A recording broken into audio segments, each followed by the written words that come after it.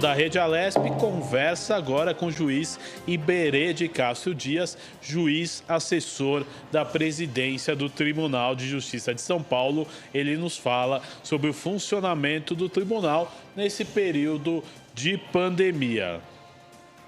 Bom dia, juiz Iberê de Castro, seja muito bem-vindo ao Jornal da Rede Alesp, tudo bem? Bom dia quem nos assiste, é um prazer estar aqui, tudo certo? Tudo ótimo, doutor. Eu e Amanda Nascimento estamos aqui para entrevistá-lo, né, doutor? É importante a gente fazer algumas perguntas, né? Quase 4 milhões de decisões já foram tomadas. Como o tribunal tem se organizado para dar continuidade aos trabalhos, mesmo em meio a este isolamento social e essa pandemia que assola o país, doutor? Na verdade, os números saíram ontem atualizados, 4 milhões e 600 mil atos já praticados pelo Tribunal de Justiça só no estado de São Paulo, por juízas e juízes do estado de São Paulo, desde o início da quarentena, né? 4 milhões e 600 mil atos é uma quantidade considerável de produção. São mais de 530 mil sentenças ao longo desse período, mais de 530 mil processos que foram solucionados durante a pandemia. E isso foi possível pela colocação de todos os servidores do tribunal, servidores e servidoras do tribunal, em regime de teletrabalho. A gente tem hoje cerca de 42 mil pessoas trabalhando remotamente para dar andamento aos processos e, eventualmente, tomar as decisões que precisam ser tomadas nesses processos todos. Isso vale para todas as áreas, vale para os processos de família, da área da infância, da área civil, da área criminal. Todos os processos estão tendo andamento regular, justamente porque servidores, juízas e juízes estão trabalhando remotamente das suas casas, que foi algo que o tribunal conseguiu viabilizar em cerca de uma semana, mais ou menos, né? Isso é um volume muito considerável. Isso é um número de grandes multinacionais, colocando todo mundo em teletrabalho, né? Doutor, bom dia. Aqui quem fala é a Amanda. Quero agradecer a disponibilidade do senhor em participar aqui do Jornal da Rede Alesp. Como o senhor citou, né, o Tribunal de Justiça aqui do Estado de São Paulo não parou. A tecnologia foi utilizada aí como uma aliada para dar continuidade aos trabalhos. Mas eu gostaria também, doutor, de ressaltar uma outra ação, né? Um repasse de mais de 11 milhões de reais para ajudar no enfrentamento à Covid-19. Gostaria que o senhor falasse um pouquinho também dessa ação que é muito importante e bem relevante para o nosso Estado diante desse momento que nós estamos vivendo. Esses são valores que estavam em varas criminais, né? Quando alguém é condenado, ele pode ser condenado por um crime, ser condenado à cadeia e pode ser condenado também a pagar multa. E essas multas vão se acumulando. Então a pessoa paga R$1.000 de multa num determinado crime, no outro processo mais 1.000, isso vai se juntando no Estado todo. Desde que começou a quarentena, as varas criminais já disponibilizaram para os sistemas de saúde ou dos municípios em que as varas ficam ou do estado de São Paulo mais de 11 milhões 250 mil reais. Isso tudo proveniente de condenações criminais que foram proferidas e que foram pagas no estado de São Paulo. Então é um dinheiro que estava sendo poupado, né, nas varas criminais e que foi integralmente destinado ao sistema de saúde para aliviar um pouco a pressão sobre os sistemas de saúde municipais e estadual aqui no estado de São Paulo. Agora, doutor, é importante também a gente falar um pouquinho da campanha Não Se Cale, que visa proteger crianças e adolescentes da violência, especialmente num momento de isolamento social. Qual o panorama atual no que diz respeito a esses casos? Houve aumento ou queda, doutor? A gente tem uma dificuldade muito severa quando trata de abuso sexual, especialmente o abuso sexual infantil, que é a subnotificação. É muito raro a gente conseguir dados que sejam minimamente confiáveis, justamente porque, na vasta maioria dos casos, as pessoas não denunciam os abusos sexuais infantis, ou por vergonha, ou por conivência, porque acham que não vai dar nada, e esse é um grande problema que a gente tem. Só para você ter uma ideia, isso também é uma estimativa, estima-se que apenas 10% dos casos de abusos sexuais infantis são levados para conhecimento das autoridades, são denunciados à delegacia ou às varas criminais. Apenas 10%, ou seja, de cada 10 abusos sexuais infantis, 9 ficam sem ninguém ficar sabendo. Dos abusos sexuais infantis, 75% costumam acontecer na própria casa da criança. Olha a gravidade disso, né? Então, isso acontece no ambiente em que a criança deveria estar protegida e é o local em que ela se vê justamente mais vulnerável. 75% dos casos de abuso ocorrendo dentro da casa dela, que é o último lugar de refúgio que ela teria, né? E normalmente por pessoas da família, isso também é muito severo, e isso acaba aumentando a conivência, porque os abusos sexuais são comumente praticados por pai, padrastos, tios, avós, primos, e isso acaba criando uma dificuldade familiar, aumenta a ideia da vergonha, do conflito familiar, e todo mundo acaba fazendo força para que fique tudo por isso mesmo, o que é um enorme absurdo e é uma dificuldade muito grande. Então, as pessoas que lidam com o sistema de proteção dessas crianças têm procurado desenvolver mais meios de divulgação e de denúncia desses fatos. Então, além de a gente ter que comunicar a ideia da importância de se denunciar efetivamente, isso é um crime severíssimo, esses abusos sexuais precisam ser denunciados, são fatos que vão ter consequências psicológicas para o resto da vida dessas crianças, quando adultas, inclusive, obviamente.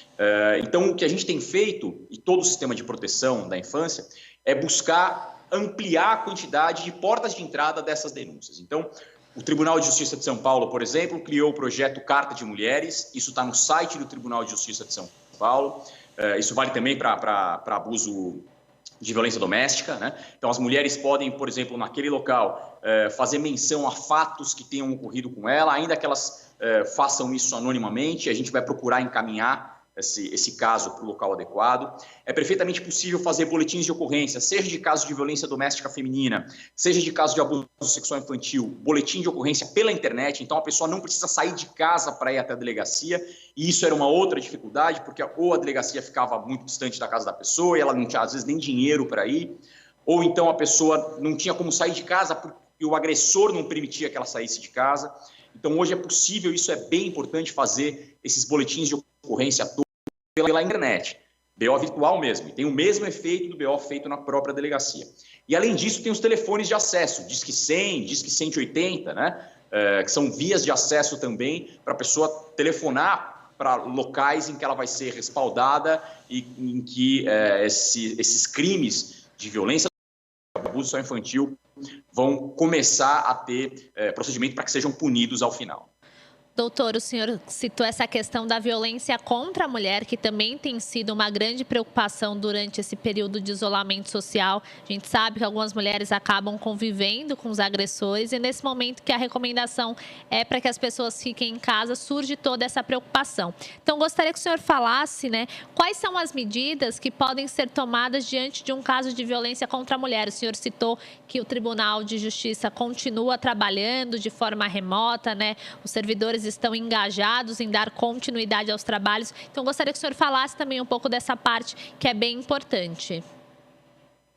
Bom, o primeiro passo é a gente conseguir romper esse ciclo da violência e de a mulher se acostumar com a violência, de a mulher introjetar a violência como se fosse algo natural na vida dela, e não é, isso é um crime muito grave. É claro que é muito difícil para a mulher agredida que ela rompa esse ciclo e que ela denuncie o que está acontecendo. A gente compreende todas as dificuldades que se passam na vida dessas mulheres, mas é essencial que esse passo seja efetivamente dado. As mulheres precisam ter voz, precisam ser ouvidas e precisam efetivamente fazer uso dessa voz e denunciar as violências de que elas sejam vítimas. Como eu disse, elas podem denunciar pelos telefones, Disque 100, Disque 180, podem fazer BO pela internet. Existem aplicativos hoje que são usados para isso é muito interessante. Tem várias iniciativas que, por meio de aplicativos de telefone celular, em que a mulher não precisa nem se comunicar por voz com ninguém, ou seja, ela não precisa alertar o agressor de que ela está denunciando alguém. Isso é sempre um risco para as mulheres. Quando elas falam no telefone, o agressor pode ouvir e aumentar a violência. Então, hoje as mulheres podem fazer essas denúncias por meio de aplicativos no celular, que existem especificamente para isso. E o passo fundamental é esse: a gente precisa falar disso para conscientizar as mulheres que são vítimas de violência doméstica, e o número é realmente impressionante e não tem classe social. Isso acontece em todos os ambientes, em todas as idades.